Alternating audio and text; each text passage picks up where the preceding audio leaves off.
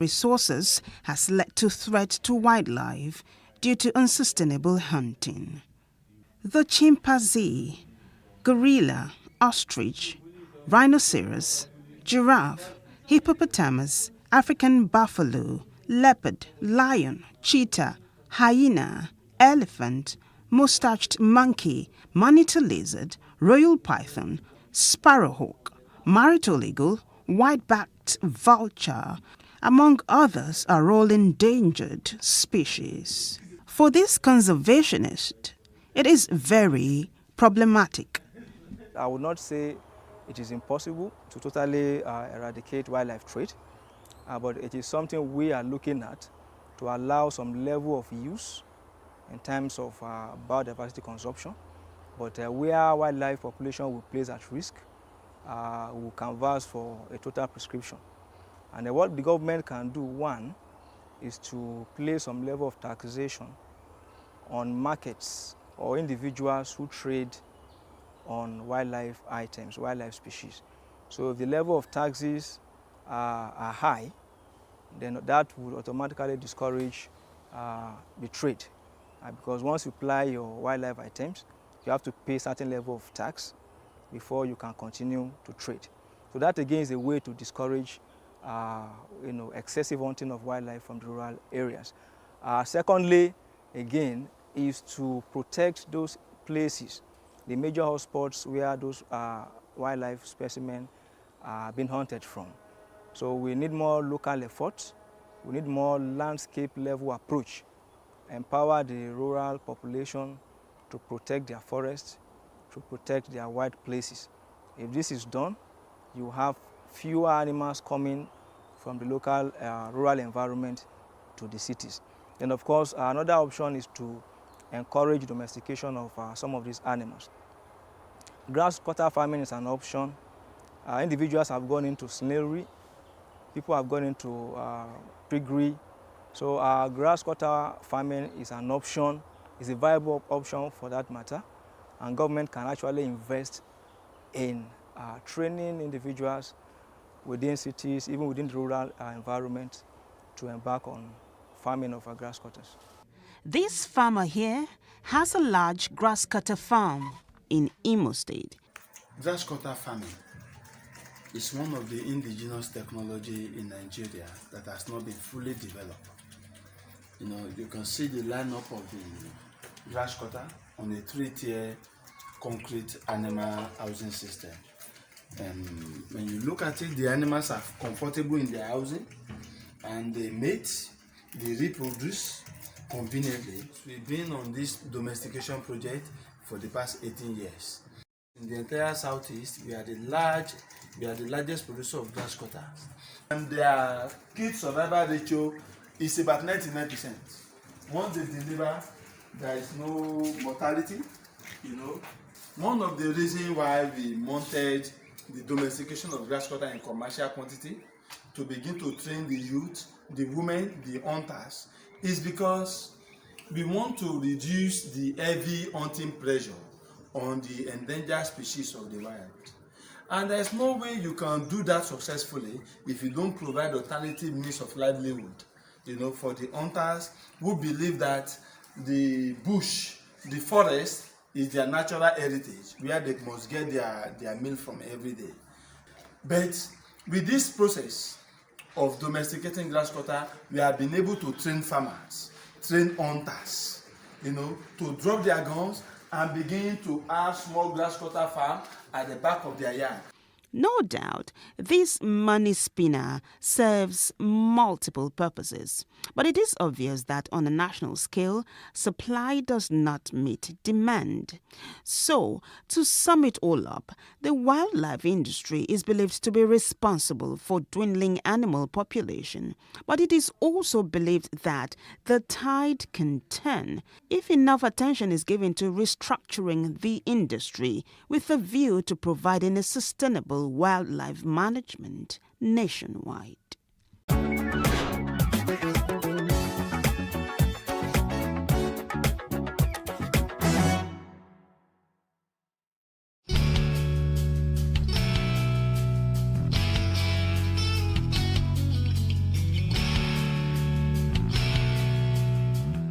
First of all, symptoms of COVID-19 in children are very clear.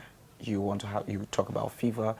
Most of the times it could be low-grade fever, oftentimes continuous high-grade fever that is not relapsing with your regular paracetamols and your tepid sponging. One of the other symptoms, aside the respiratory symptoms that you have to look out for, is the stooling and vomiting. It's been seen to have very strong effect on stooling and vomiting in recent times among children. And when you do a culture for that, you don't see anything. There are no bacterial infections associated with it. So then, of course, the baseline is your respiratory findings, which you can have the regular cough, nasal discharge a few times, but dry cough more often in children.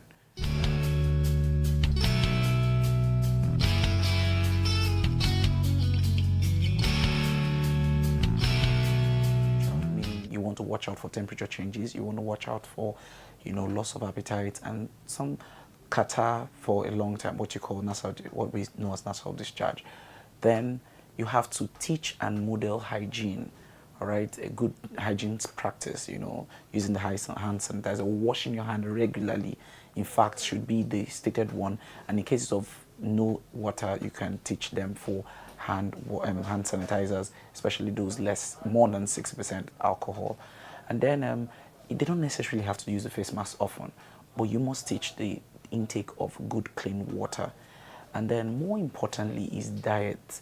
You cannot just give any food now. You have to pay attention to vegetables, greens especially. You have to have a high protein diet and high calorie diet. For example, fat and oil is important for a child to improve their metabolic state, for protein to improve their growth rate, and more importantly, fruits to improve minerals and vitamins. And so you're not doing substitute of fruits, you're doing the real fruits, the vegetables, and things like pear, cashew nut, watermelon, cucumber. Very important for them right now. Pawpaw has been seen to be very effective, especially for vitamins E, and it contains the tocopherols, vitamin E and Co, which is very important for their immunity. So you're focusing on building their immunity, and you're focusing on them having a good diet. So a summary of what parents should do in preventing COVID-19 amongst your children is: 1, teaching and modeling good health or hygiene practices. You don't just teach it, let them watch you and let them be conversant with it. Secondly, you must monitor their health. Don't take anything for granted. Once you notice fever for more than 24 hours, you want to report to the hospital and be sure that that fever is not stepping its bound.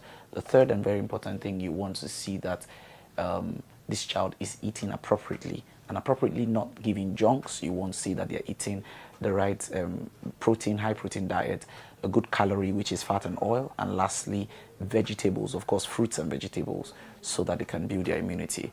Don't necessarily do fruit substitute. Some people want to do multivitamin. Those are placebos. They're good, but it cannot take the place of the right diet pattern, greens and vegetables.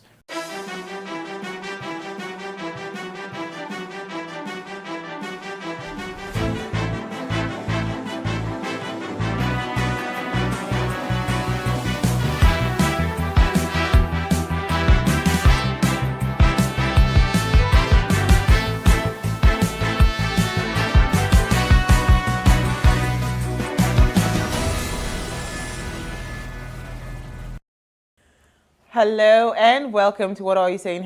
#ways, where we talk about topics in the news as it affects us all. I am Osayome Sali, and today I have the lovely lady lawyer Olamide Onifade in her lovely black dress and a new hairdo. What does this suit me? Well, it's getting used, because I'm so used to you with curly hair. Same here. Yes, so it takes some getting used to. I just ordered for it on Instagram. That's why I don't like all this shopping online. It's not my Go to my hair person. She will fix you up nicely. No, it's not about the quality of the hair. It's No, I'm just talking like about the the fitting. Yeah, they're supposed to actually fit it on your head It to be doesn't sure. fit me like that. I didn't say that. You're the one saying that you don't like ordering online. No, I mean the center part. Oh. I think But it side suits part you, actually. suits me better.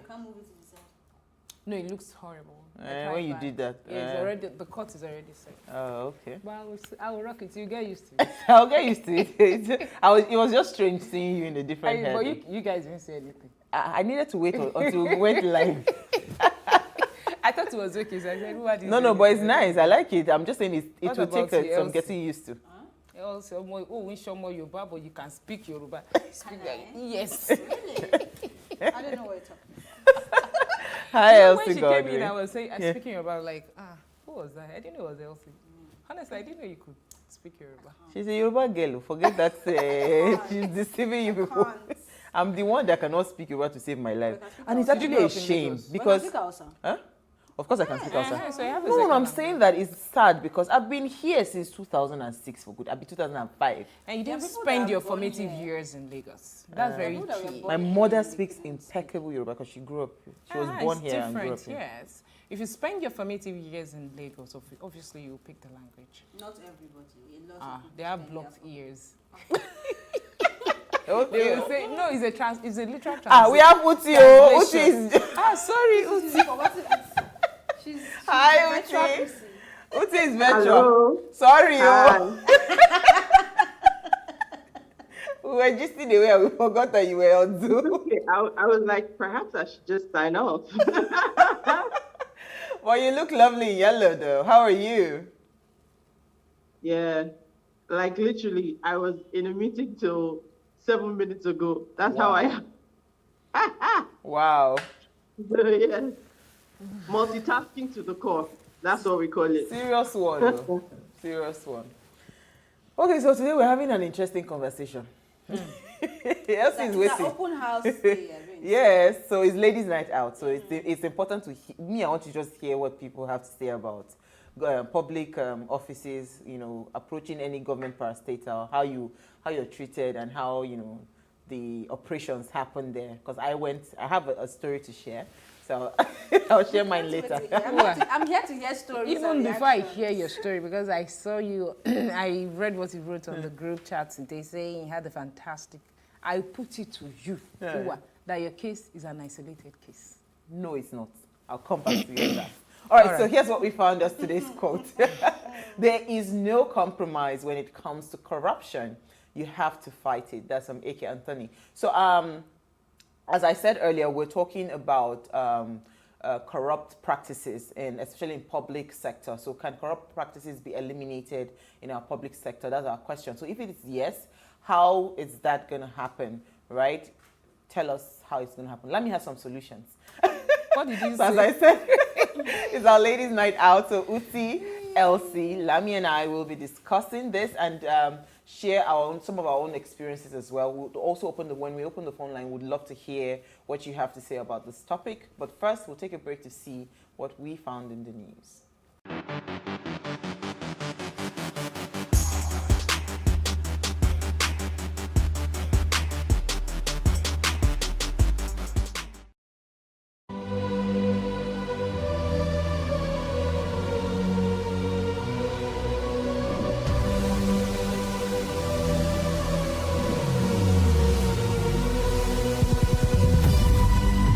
What we do not understand, we will stigmatize. What you can see is the remaining of the tanker that exploded. He suffered equally confessed.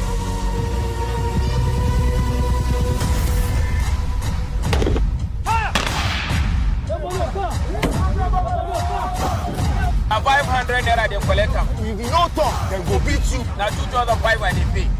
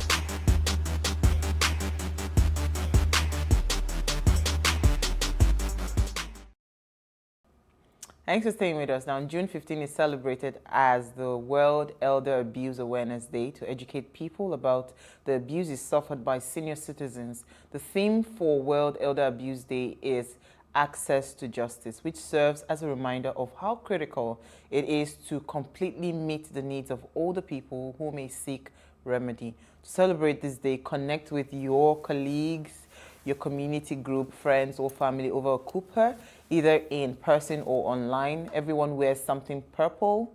We're not complying.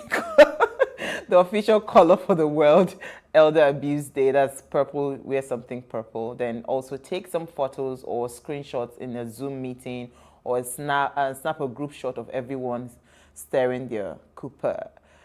So this is actually close to home for me, elders, because I took care of my grandpa before he died, shortly before he died. I mean, he always used to say that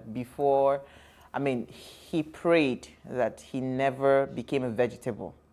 You know, he wanted God to just take his life if anything happened to his health and it deteriorated, because he didn't want the situation where he would watch his children become a burden to them. So I remember clearly when I knew that he wanted to go I think he had a partial stroke. So we're trying to get him to go to the pass stool and all of that. So my mom said we should make green soup and all of that, blah, blah, blah. We did all of that. So me and my cousin is quite big. She's big, she's hefty. So we held him, put a bucket, we're trying to make him pass stool and gas and all of that. That day he was just looking at us. He couldn't speak, but tears were just running down his eyes. So as I was going back to school, I knew. So shortly after I went back to school, they called me that he had passed. He was 80, Grandpa was 86, I think, when he died. So. Yeah, my grandparents who lived up until 2 years ago and 3 years ago. Wow. So I was lucky with them. One was 96 and the other was 90. Wow. So I thought they were never going to go. So it was shocking for me when I heard them. My granddad is still alive. Really? My mom's dad. Oh, that's lovely. Very strong man. Oh. How old is he? Oh. You know how they count their age now, they tell you something. I think 90 something. Yeah. I think he's the oldest in the village right now, so he's still there. Very but for me, what I want to really say, and also to our viewers, I know when we commemorate these days, it's usually at the end of the day, and maybe we're just reminding you. But for a day like this, you don't necessarily have to do what we are saying today. You can still as well reach out tomorrow to the elders around you or elders in your family to just make them feel loved. Have a cup of tea, a cooker. It's not a bad thing to be old. We all want to get old, right? So we know our celebration comes like at the end of the day, but it is not cast in stone that you have to do it on that very day. Because so it's already 8 p.m. If it's something you can take over to the next day, please do. And imbibe the culture. It's an important thing to do. But let me hear Oti's thoughts on elderly people. Well, I'm grateful that we're in this part of the world because no matter how bad it seems, I would posit that our elders have it better than other countries. Yes. I have seen situations where people in their 70s are in the supermarket trying to buy their food and, their hands are shaking. They're trying to count their money. And, it's not nice to see, when you don't have a culture where people end up in homes. I mean, we've seen the stories around COVID and how elderly people were dying, across other countries in the world. So, I mean, there's always something to be thankful for. I'm thankful for the culture that we have that puts a culture that is around family and allows us to have our elderly ones around us, live with us. I grew up with my grandmother in the house. In fact, my love of cooking and food today stems from the times that I spent with her. She had her stool and I had my little bench. And, right from, little age, I would be there plucking water leaf or ugu and all those experiences. And they just shape who you are. So any time that we can spend with them, we don't have, the time ahead of them is a lot less than the time behind them. So we don't have a lot of time to spend with them. So really great that we can acknowledge them. One day a year is not enough, but it's good to at least. Absolutely. Like Elsie said, it's not cast in stone. Reach out, please. So quickly, we're running out of time. Let me come to you, Uti, first. Take your story. Let's just do quick. Okay, so my story is just a quick one. Problem no dey finish in Nigeria, as we like to joke. 95%. My headline says 95% of blood donor units in Nigeria are unsafe. And this is pretty much the country saying that the WHO recommends that Nigeria have 2 million units of safe blood, whereas we only have 25,000. Lagos alone requires 260,000 units because of the growing demand. But we only have 25,000 across the country. And this is even predominantly coming from like families. So that donor system, that we don't have a culture of blood donation. Most of what we get is from family or paid donors. And of course, with paid donors, you run the risk, if the blood is not properly screened, for diseases like HIV, Hep B, Hep A, Hep B, syphilis. So, I mean, there are a lot of risks to it. Nigeria is an extreme country. We have so many issues, but sometimes it's just good for us to shine a light to understand that, the problems are plenty and they are so real. So, yeah. Yesterday we had taken the story on World, because yesterday was World Blood Donor Day. And I was saying to Elsie, like I said, I don't know what the structure is like in Nigeria, but I know that as simple as a piercing or tattoos, you can't give blood abroad. So, I mean, hearing this now was just like, okay, now you know why, probably it's risky taking blood in Nigeria, but... Yeah, for me, I like that we are shining light on having this sort of conversation, but it still takes me back to how our data is just not reliable.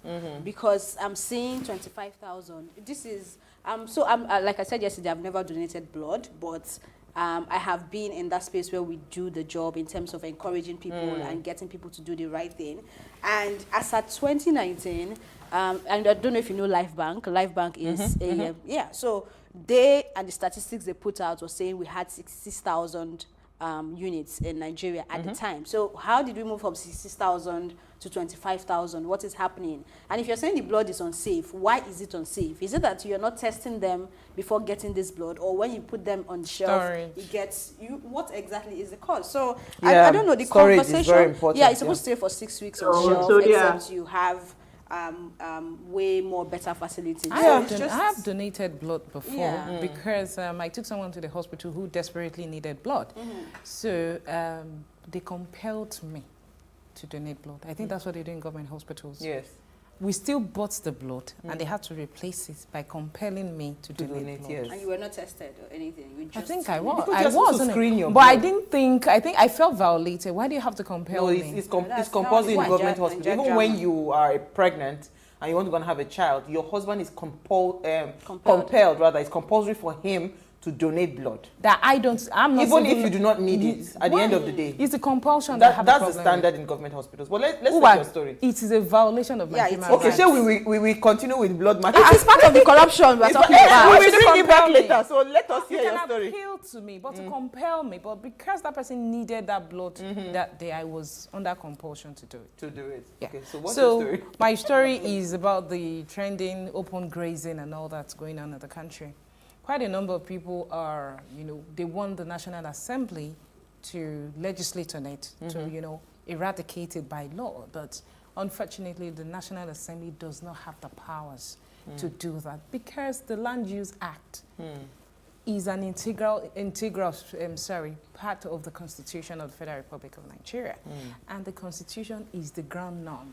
Don't know what that means, do you? No, I don't. I mean, that is the most important law, where all other laws derive their authority from. And the Land Use Act is a part of it. So it means the Land Use Act is a constitutional law. Do you understand? It's attached to our Constitution. So you cannot divest it from the Constitution. And what the Land Use Act says is that every land in every state is vested in the governor of that state, in trust for the people of that state. So the federal government cannot legislate for the states on anything that concerns land. So rather, I think the 36 states in Nigeria have to sit down and legislate, or as the southern states are going on, I think they have to go back to their individual I mean the Houses of Assembly. State Assembly, yeah, the Houses of Assemblies to legislate on it. So the National Assembly does not have So why did you have so much drama when the governors were saying this is what we want? They have the powers. That's why they don't know. They have the powers to legislate on it. So they can just corroborate and make it a southern thing to even make it, like A better every legit state. document. Yes, every state in the south legislate upon it. Open grazing is... That's another my uncle conversation told me for another day. today. My uncle told me today to be very watchful of my mouth, so I don't get into Watchful trouble. of your mouth. But I That saw don't something get on in Kano trouble. State, the Governor Granduje, that's his name, right? He said Ganduje. is it Ganduje? Ganduje, yes. He's trying to have a head count of all the headers that is in Kano and the ones that are from Kano but are not in Kano, because he's having some sort of plan where they'll have like an open. So he's trying, according to what I read, he's trying to ensure that they have a structure. Yeah. But then it's not sounding like a business structure. It's sounding like you are helping these people. Who are the owners of these cows that they are? And they are why do pushing they around? occupy an that's his thing. important position in the society? Because as far as I'm concerned, they are private entrepreneurs. And Why they should are be they treated always... as such. Yes, is it just not meat? Do they provide something else than meat? Are you ready to go veg? You said fish and let's take chicken. your I story. take chicken. Let's take your story, Elsie. Okay. This is a bit of good news. Good news, I would say, really. The Nigeria LNG held a ceremony today, Tuesday, to mark the commencement of the construction of its $10 billion Train 7 project. The project aims to boost Nigeria's liquefied natural gas output by 35%. It is expected to add around 8 million tons a year of liquefied natural gas to NLNG, taking the total to around 30 million tons per year. And this will, of course, create 12,000 direct jobs. We're not talking of the indirect job or people that will work on the project as it goes on. So this is really fantastic. And, of course, their revenue over the year is about $114 billion. They've given government tax of $39 billion so far, and then dividends of the federal government in it is about $18 billion. So I like that they are paying attention to the liquefied gas, and there is a lot to be done in that area as well. So kudos to them. We did not get to see what the timeline for the project is, but we hope that it is completed as soon as possible. Awesome. All right, so I'll just quickly run through mine. I'm not interested. You know what? If it's not a solution to the impending security challenges we have in Nigeria, honestly, I don't score the government Gas flaring. Have you been to South? Gas flaring is serious issues. I know. Serious but right issues. now, if it's not... So, sorry there. So I just want to quickly touch on this protest because I think it's also tied to what we will talk about. River State College of Health, Science and Management Technology, the students are protesting. They said no light, no water, and they've not been able to, they've not had light for a while. They are not reading because there's no light. I mean, I saw a lady's, what's it called, signpost where she said, they menstruate and, they are sore and there's no light, there's no water. I mean, so I just put myself in her shoes.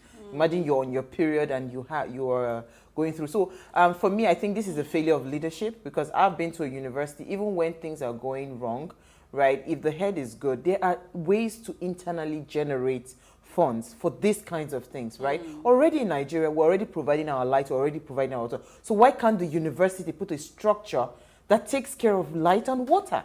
Do you still have to wait for a government to do that? I mean, so that's River State College of Health. Please, whatever it is. So people, they are now calling for the resignation of the provost. So, but we'll talk about it more when we come back because it's also part of, this is a public institution. No, but right? the saddening part for me is this is a state that is already producing. Let's take a break. When we return from the break, we'll continue the conversation. Stay with us, we'll be right back.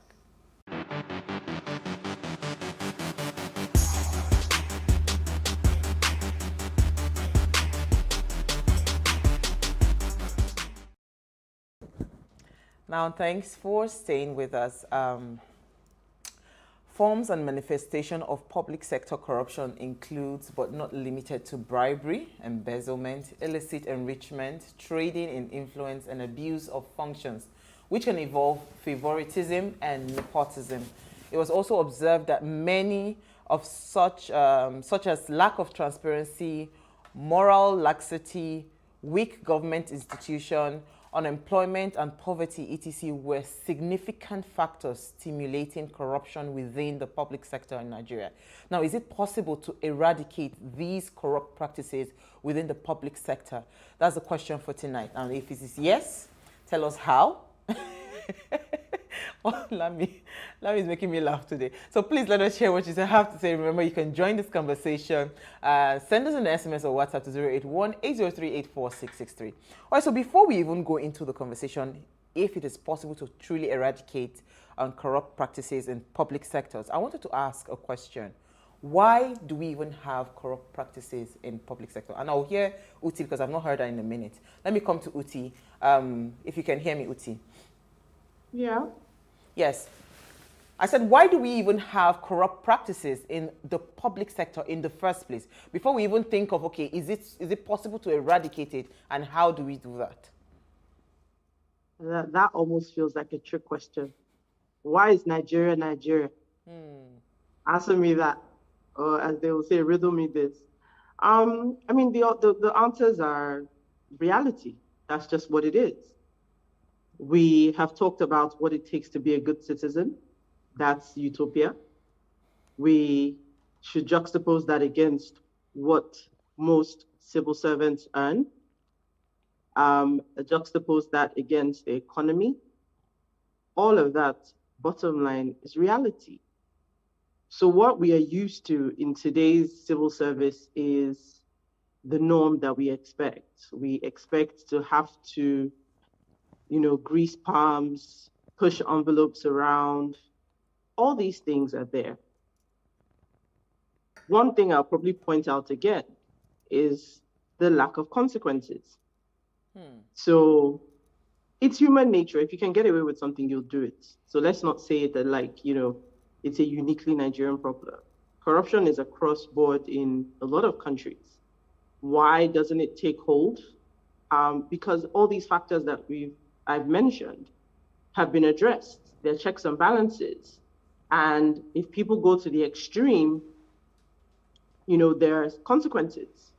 So for us, these people, I remember when I was serving NYSC, and I found out that somebody who worked in the organization where I worked was earning 9,000 naira. What's the point?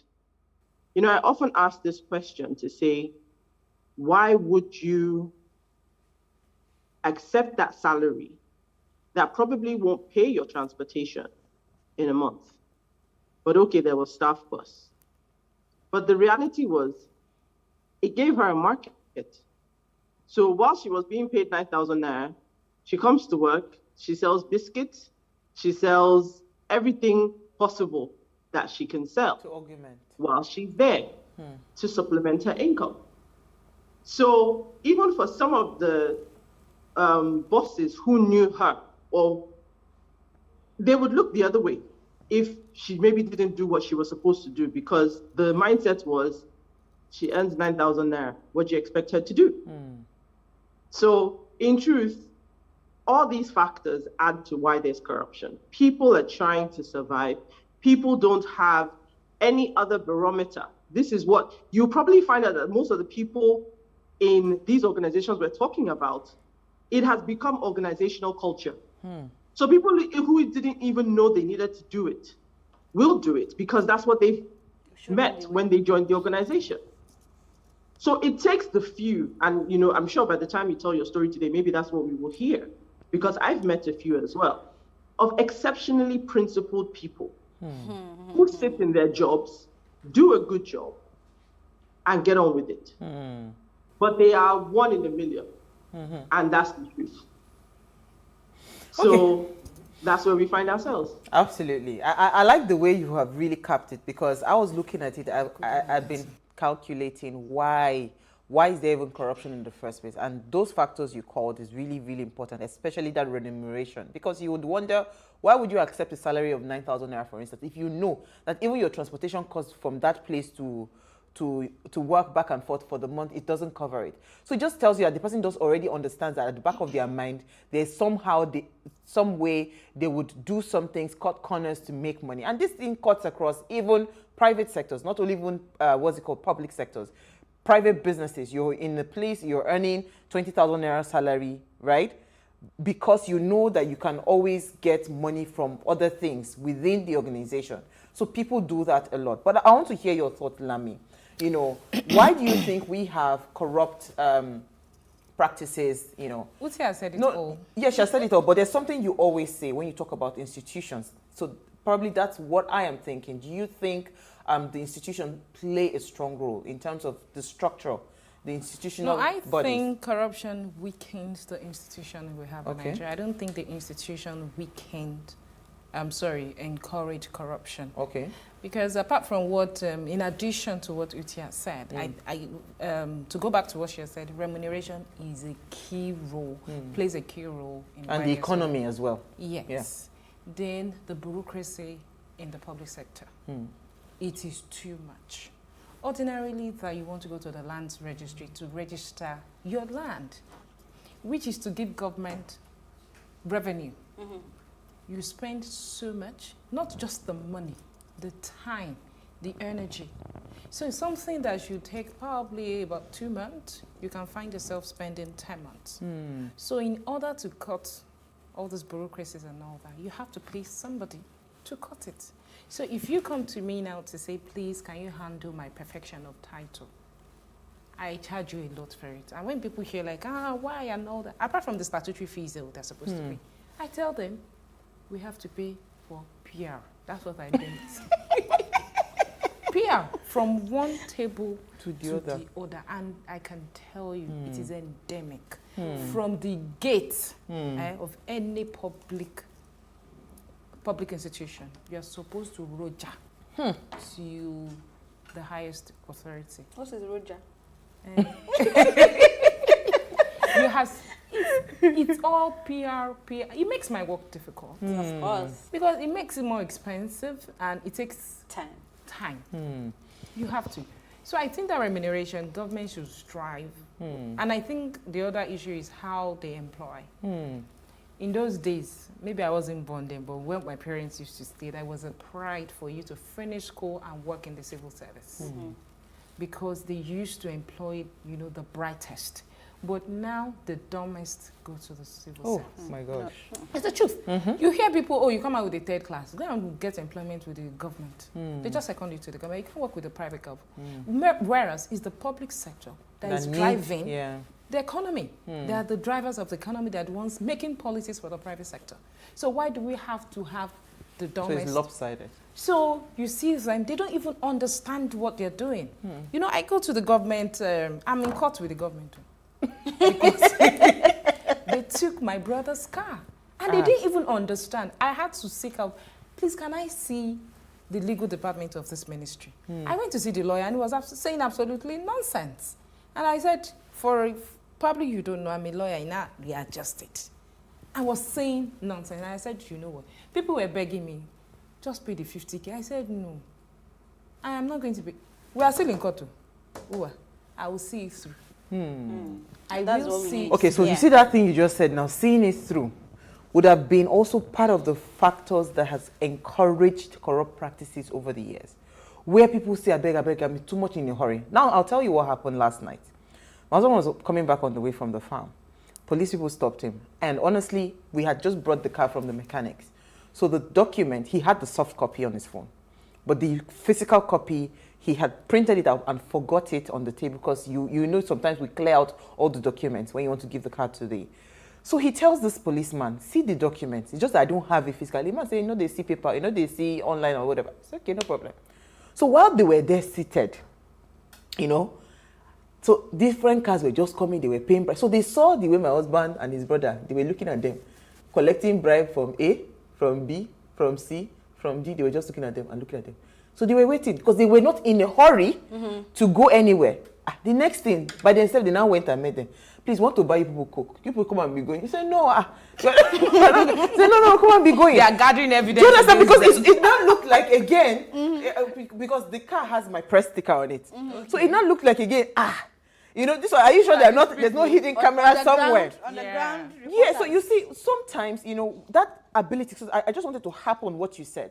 that ability to wait it through, that you say, My you brother know is what? getting tired. He will be tired. That I is the said, thing, because Nigerians tire you out. I have to make this a system. statement. But let me hear Elsie's thought on this, and probably share your experience, if you've had any with government parastatal, then I'll share my story as well.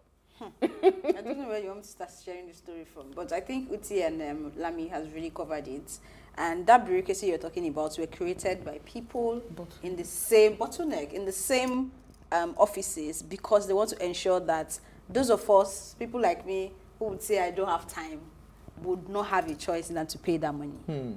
And I envy people. There is one of my former colleagues, you all know her, Ekene. Ekene will tell you that she will not, she will not give a bribe, and she's not joking. Even if you find her and she understands that she has done something wrong, she would rather tell you to cut her ticket for her, and she'll go and pay it legally in the bank, come back to pick, and that is what she's doing. But I'm being very honest here. I don't have that patience. I don't have, even when it is to do driver's license, car renewal, I'd rather sit in my house and send a WhatsApp message. I'll send you the money, you send me my papers. I'm sorry, I'm probably part of the problem of the country. However, you cannot blame people like me because it is what it is. If you go into that place, apart from the bottlenecks they've created, the environment is just not conducive. You see people talking and to they are you very rude.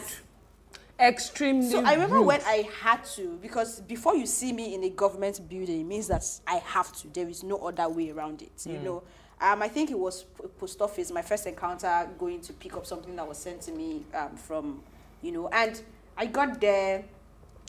All I do is I have to be in my best behavior. I smile. Same for me. Whatever you say, it's okay. How are you? Fine. Madam, I never chopped today. Do you want more? I will just say whatever I have to say to make you feel good, because at that point they act like they are God. They are the gatesmen to the gate of heaven. So if you don't respond to them, they know you need whatever document you came there for. So they know they have you by whatever it is they feel they have you by, and they will treat you anyhow. So first and foremost, I go there with the approach of being the nicest. All the niceness I don't have, I will bring it in. I mean, it doesn't mean that. It doesn't mean that I'm an unruly person. I am not. You just but patronize you have them. to be extra nice. You cannot go in there and they treat you as people who understand that they are rendering a service. No, they're not rendering a service to you. They are doing you a favor, and that is how they behave. So if you want to, except you have the strength to go through it, and again, going through it is tricky because because we've created this corrupted environment. It means a lot of people don't even have everything they're supposed to have in terms of car registration and all. So when they stop them, they rather, you know what, let me just bribe them and go ahead. But if you have everything and you stay there, if you're also not strong-willed or connected to a certain level, you go to the police station and they will frustrate you as well, even knowing that you are at your rights. They will tell you, you think that now you know law, now you know I'm past, now you put us for here. Okay, so if you don't have the energy to go through all that mess because you are trying to fix Nigeria, then you probably be on my own side. So I have two stories to share quickly. I will share before we need to go on a break. Then we'll come back and open our phone lines. When Fashola was governor of Lagos State, I remember clearly when the housing unit, when he built the housing unit, the schemes, and it was time for people to go and apply. Honestly speaking, I had that mindset of, government, I beg, there's always bureaucracy and all of that. I don't think it will ever be possible. But I went to a friend of mine, Tony, a house, and her brother had just won the 3-bedroom apartment. So he was not telling me that. Sorry, one. Or you're going to pay for it. Of course, it was like, so what you do, you it's apply. You won the bid. Yes, you would know, you would apply, they would not do a raffle. Okay. So you win. So if your name is picked, you win. So what he now told me was that, everybody at that time was going for the 3-bedroom apartment. Let me tell you the trick, my sister. If you really just want to get the property, don't focus your mind on the 3-bedroom apartment. Go for the 1-bedroom apartment. Nobody as at that time was applying for the 1-bedroom apartment. So what I did, and the truth is, no, you didn't go to any office. You go online to the portal, the Lagos Homes portal, type all your documents. And again, the only most important thing that you needed to have was your up-to-date tax clearance, your tax papers, up to date. So I had that because I was paying taxes for my business. So I was able to. So it was not because you were famous or something. Nobody wanted to see your face. In fact, they did not see who was applying until the day they would hand over that you have won, you've been awarded a certificate. Then they will now call you to come and pay your down payment and everything and start your mortgage. It starts to run. So my point is, when we did that, everything was done online. And the people that won those bids, if you go to the estate till today, they are regular people. It was, okay, I won, Elsie, go and apply. Elsie did, she won, you know? So I'm just trying to tell you that, how was he able to achieve that? Because then when you go into Alausa, for instance, there was no such thing as bureaucracy. It's everybody, if they tell you go online, you go online. So today, I went to the immigration office. I must give a shout out to Mrs. Let me pull out her name. You know Yoruba names. People. Let me pull out her name. But she is an amazing person. And let me tell you why I needed to share the story. Mrs. Adesokan, that's her name. Adeshokon. Shokon. Okay, that's her. So I took a picture so that you see her. She is an amazing woman. So this woman was posted to the Festac Immigration Office. She's the head in the Festac Immigration Office. And she was, so I didn't tell her who I was, you know. But, you know, when I reached out to a friend of mine that gave me her number to go and do my passport, you know, I've been telling people that I want to do passport for a long time. She said the first thing that came out of her mouth was that go online and go and do your registration. When you make payments, then you can now come to us. That was the first time in my life I would hear an immigration officer tell me to go online. But that is what the rule is right now. I still called the person that normally does for me in Ikoyi. That one gave me bill. It's okay, just pay this amount of money. Nobody told me to go online. Because he will go back and go online on your behalf. That's what I'm saying. So I went there today with my slip and everything. Oh, have you made payment? I said I made payment, but the slip didn't show. She was so nice. And it was not even about me. So she didn't even know who I was. Guess what? She was not telling me that. Do you know that she worked yesterday because she noticed that the backlog was so many. So there are over 300 people. She settled them yesterday just to clear the backlog. So on her own, she was now telling me that there are buildings in that place. I had never been to the place. She wanted to show me the videos, but I told her at a later time we would bring her to, let us just see. We need to celebrate good people. So now, Festac was dilapidated. She said, Uwa, even your dog, you will not allow your dog to stay in this place before. But see what happened. Goodwill. She had the mind to do what was right. And a lot of people within the community and different people just started coming. They'll support, take laptops, take computers. Somebody came and built a whole building, a whole block of waiting area for them. If you go into that place, there's sanity. So everybody is treated like a human being. So at the end of the day, we are also solving our corruption problem. No, I'm just trying to explain to you that. No, I understand you, but so while we were in our office, the other man there was actually sent by the Controller General. So I was now telling him that, you know, I just wanted to see her because this was the first time I was experiencing that. I've done how many passports in my life? Nobody has told me to go online. Go where? You just bring the money and they will do it, and you know, of course, they will double the money. So you're happy to go online? So wait, but I'm also telling you that the online thing just started. You did not have the right before to go online. But let me even explain. Are you saying you were happy to go online? Oh yes, so because I was paying the official fee. And when is it going to come out? Hold on, let me finish. So you see this man that was sent. I was not telling them how we took stories 2 weeks ago about the excess passport that people have not picked. He said the Controller General sent him. So he's going from immigration office to immigration office. So it just happened to have entered while we were talking. So he was saying that there are so many reforms happening. But you see, Nigerians, we do not see those things happening. So at that point, we generalize. And I said to him that no, there are good people within the system. And it is our duty to also project those good people. They also move her from there. Because her subordinates will not like her. So she said something. They also move her from there. So she said something. Give her 1 year, they will every move her. Thursdays. They will move her. Wait, every Thursdays, what she now started doing every Thursdays within the officers, she teaches them, what's it called? She does something they call, mind trainings, where she's reforming their minds to start to customer-centric, how to treat customers, and how to go out of that mindset of bribery and corruption. That's one of the things Gigi was doing with RRS at the time. So, now, I don't like you laughing, Lami. Wait, let her laugh. The fact that you've experienced the good parts does not erase the bad parts that I know is there. So if my boss in the civil service, in the immigration that is paramilitary, if she's teaching me something, wouldn't I appear to like... No. Give but I'm trying to tell 5 you minutes of her not being there, they will revert back. I'm trying to tell you that, you see, in the heat of all of these things happening, there are pockets of reforms that we must celebrate. And when we see people that are exceptional, right, let us also project those What ones. is her name again? We'll take a break. Mrs. Adeshokon. Mrs. Adeshokon. You are celebrating. We are celebrating. But we have other departments. But we'll take a break. When we return, I will hear from Uti, then we'll also open our phone lines. Stay with us.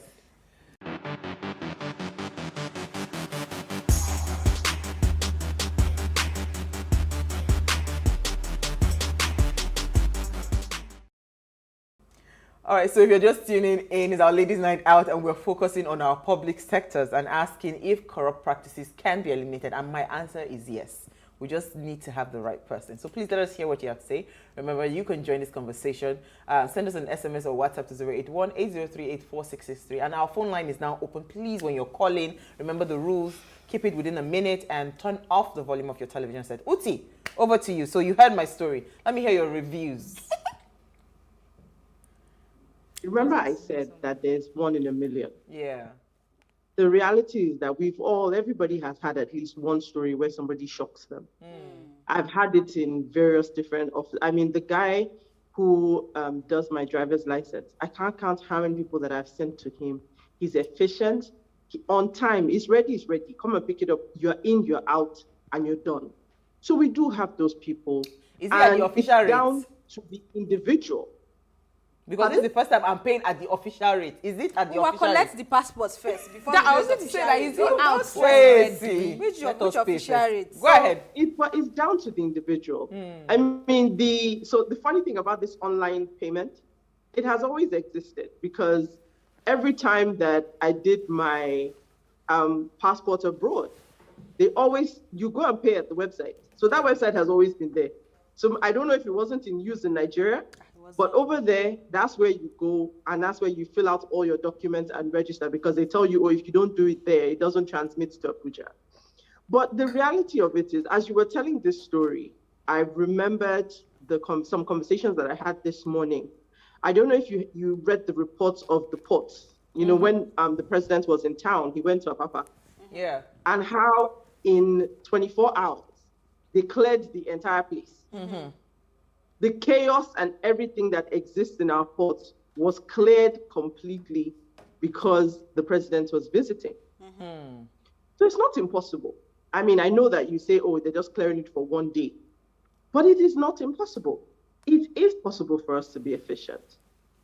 It is human nature. This is where we talk about institutions. What processes are in place? What checks and measures are in place? Risk management, continuity management, planning. The things that we all do in private businesses today, do the equivalents exist in the public sector?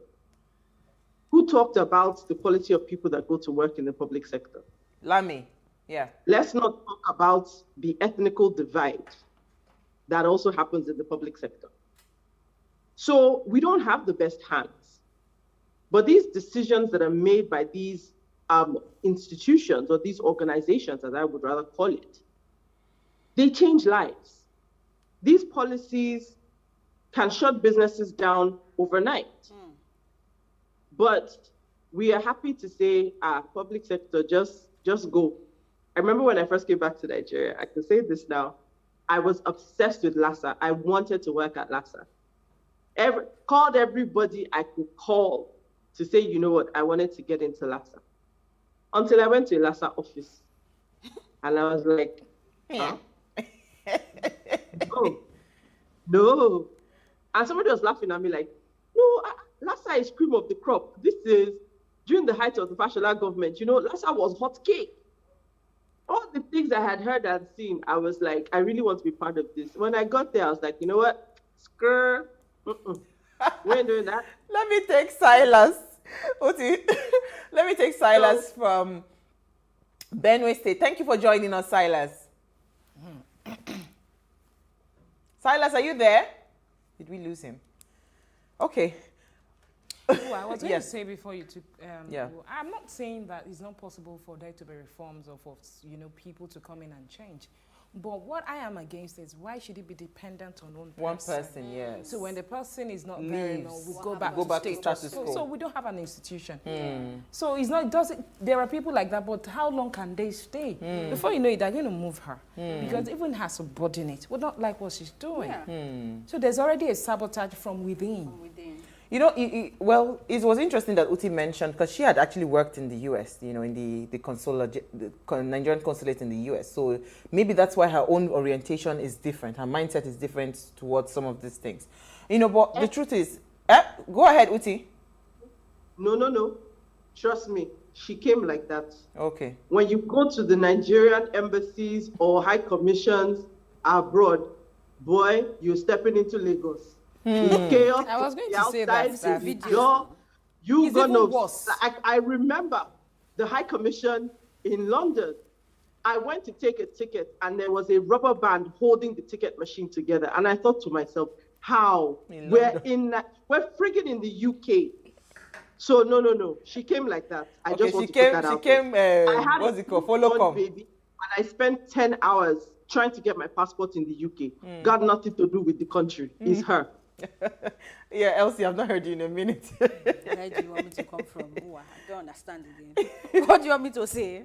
Say something. Like what? Because now you have come to paint them good. Like we are the ones that don't understand what we are talking about. Okay, so what are the solutions? I think, is it possible to have enough good people in the system that, that fizzles out the bad ones? But let me take Benjamin. Let me take Benjamin from Imo State first, then I'll come to you, Elsie. Hello. Hello. Hi, Benjamin. Thank you for calling.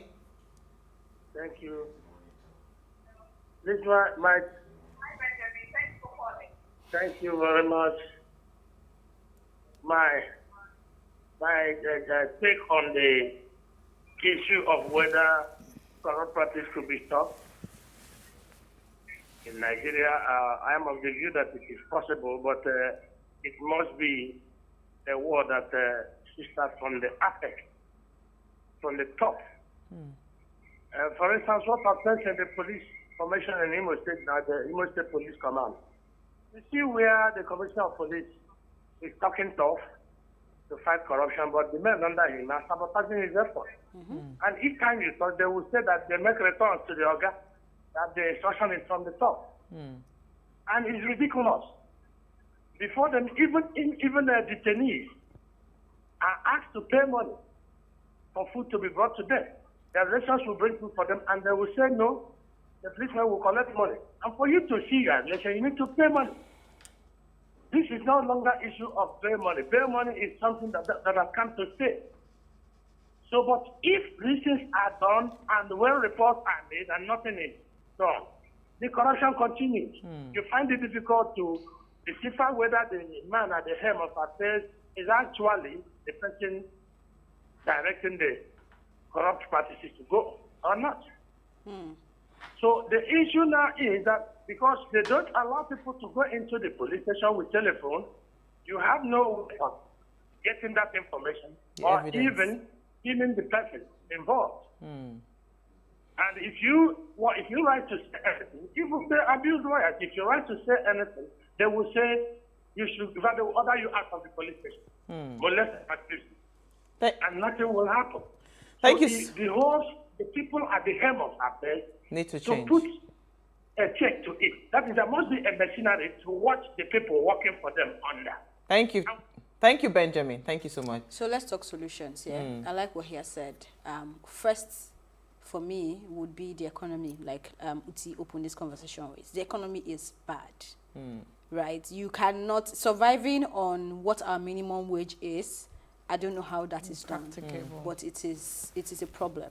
Now also look at the pay gap between your president and the minimum wage, or the governors and the minimum wage. It takes them away from the reality, and it makes them not understand what we're talking about when we're talking, because they have laws, they have income, they have inflow of cash that exempts them from what the reality really is. And then you go back to the judiciary. If I say I want to face the matter and go through it and exercise my rights, please, how long will I spend in court? The rule of law. Let me take Charles. Charles, good. Thank you for calling. Let's hear what you have to say. Okay, thank you very much. Good evening. Good evening. Good evening. Okay, well, my take is you were saying something about how your experience you had at the immigration office today and how you were attended to there. Well, my position is that I think we should be more concerned about the institution itself, because sometimes when you have somebody that is very committed and dedicated to a particular job, the person comes in and do her own take and leave. Some other person comes and you see something else. Maybe there might be corrupt practice also. Yeah. I can remember when Dora Kunili was in NAFDAC, when she was DG of NAFDAC. That place was very effective, very efficient, and every day you see NAFDAC really working. But today, in recent time, I can't even tell you who is there, as in that institution just died. So I think we should be focused more on trying to build a system, how we build an institution, so that irrespective of who comes in, there should be a laid down system or laid down procedures of how that particular system, that particular institution works. Thank you, Charles. That's a fantastic. That's a fantastic. What's it called? Solution. Yeah. Yeah. So it takes us to political will.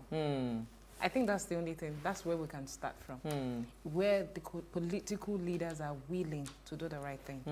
If they start from there, it will definitely have a ripple effect on, it will trickle down. Yeah. So it starts from the administrative measures.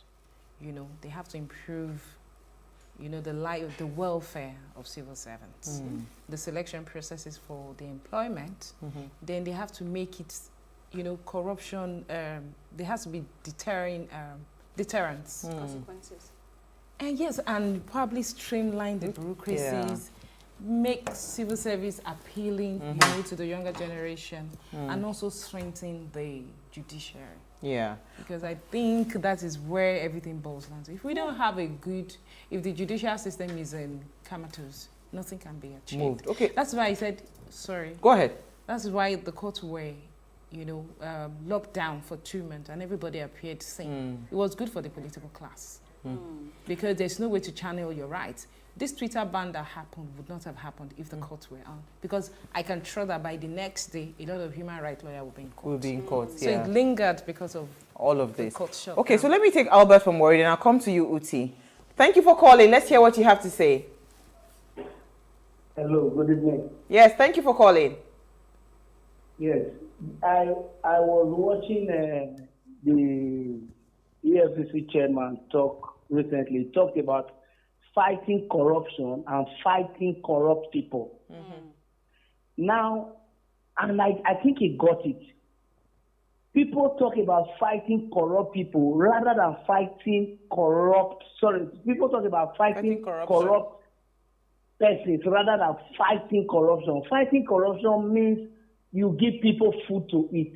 No hungry man can be faced with an opportunity to be corrupt and let it go when he has a family and people to take care of at home. I think that's where it is. When a man is hungry, when a man can't feed, you don't talk of being let's say, being okay. When you are tempted, you just give in. It takes God for somebody not, to fall when the temptations come. I think that's the way I see it. Thank you so much, Albert. Uti Elu, you have a comment, then I want you to also comment on the conversation. Yeah. Okay, so the comment is from Benson. Hi, Benson. He says, good evening, ladies. The situation may clearly be endemic, but it's a personal choice for it to be malignant. This is to affirm Uti's point. How much are those that discern courageously help to liberate? I think there might be something missing there, but thank you, Benson. I think we sort of said it all. For me, cause and effect. One of the things that I remember, one of the stories I used to hear from the time of Dr. Akwili in NAFDAC Resta So was the fact that it was a don't spare be spared the rod, spoil the child. There were so many stories I heard at that time of people losing their jobs over little things because it was following the rules and teaching people. So that mindset, that understanding that, look, if there's no consequence, we're human beings. There's a reason why in other countries there are cameras and there are things to capture when you break the law on the road. Because trust me, if there's nobody, it's just like us right now. Nobody's at the traffic lights. The bikes just ride through. And is there any consequence? No. For the one that it's a driver in a car, they will beg, they will bribe, and they will go. So if the alternative is easier, you will take it. So we need to put those processes in place. And it's not so much, I mean, I think of them as organizations. I don't think about them as institutions because we don't have anything that has been institutionalized. When you institutionalize something, it can't help itself. You do it, that's the way things are done. So we haven't institutionalized anything here. And I will say that the solution that I will speak of is that of the office of the good citizen. How do we as Nigerians become good citizens that in the face of a difficult decision of yes or no, right or wrong, we will do the right thing? Because there are exceptional people. There are people who have principles. It sounds funny. I know maybe you say I live in utopia, but that's the reality. We have to start to raise people who even understand what it is to be a good citizen. So I think we're going to... Because we blame the government a lot. Let me just say this. We blame the government a lot. And yes, there's that element of role modeling and what our leaders do and what we see. But I like to use the Lekki Expressway as a subject. We've talked about train tracks as a subject. Buhari is not the one pulling down the bollards. He's not the one cutting the net so we can cross. All these things are being done by people, by citizens, who are vandalizing and destroying things that have been put in place to ease the life of the populace. Now, some of these things may not be well thought out, that is for sure. But does that excuse vandalism? It doesn't. Absolutely not. Okay, so Uti, I think I want, the reason I want to cut you there is because Thursday, I think we'll continue that Office of the Citizens, you know, and I like that conversation. We'll continue it on Thursday because, again, if I had paid you 250,000, 350,000 to secure a federal government job, if I get there, I'll first of all make back my money that I paid you. So, I mean, there is the role of the citizen in this corruption. Sorry, I didn't see the nexus between what she has said and what you just said. It's the same thing. She's talking about the Office of the Citizens, us being responsible. I'm saying that some citizens... I'm on the show on Thursday. Yes, you are. So we're coming to do a part 2. So in case you loved the show today, make sure to tune in on Thursday. We'll do a part 2 of this conversation where we'll now talk to ourselves as citizens. Thank you, very Elsie. quickly, I know that in 30 seconds, I know I won't be here on Thursday, but to add to that, I think government needs to also begin to look at how to use technology to create processes I was going to come there. that would lead us to where we want to go. Because something like that started with beating traffic lights and you getting an SMS and your bill is piling up. But I don't see that happening anymore. Absolutely. So they need to find a way to use technology to curb this issue. Absolutely. Thank you, Elsie Godwin. Enjoy Thursday. We won't see you on Thursday, but we'll see Uti and Lami on Thursday. We'll see you guys. Thank you so much. All right, so before we go, do ensure to follow us on Instagram at PlusTvAfrica. You can interact with us, drop your comments, like our posts. Importantly, we're planning something huge, a giveaway, just to say thank you to you for believing in the Waze brand and following the conversation. So do well to follow us now at Waze Show Africa on Instagram. Like, comment, invite your friends, and always share the links so that other people can watch. All right, so if you missed today's quote, here it is again. There is no compromise when it comes to corruption. You just have to fight it. We'll see you live tomorrow at 8 p.m. as we bring another great conversation to your screen. Enjoy.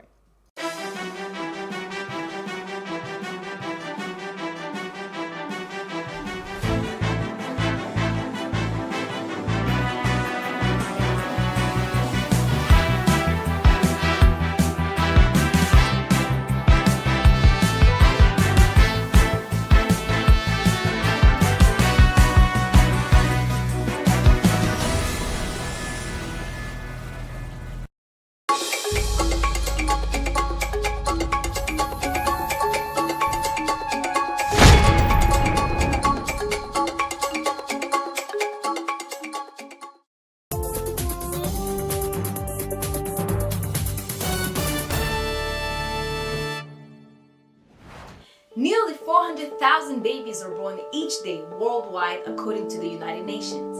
The COVID-19 pandemic is not stopping women from continuing to have them. Some tell us that they were already expecting or had plans to have them before the COVID global crisis erupted. However, others worry about how the decisions to have a child may affect mother and baby, as the current time proves to have some worrisome health and economic challenges. So what does research say about pregnancies and the coronavirus? We explore this and more coming up on today's episode.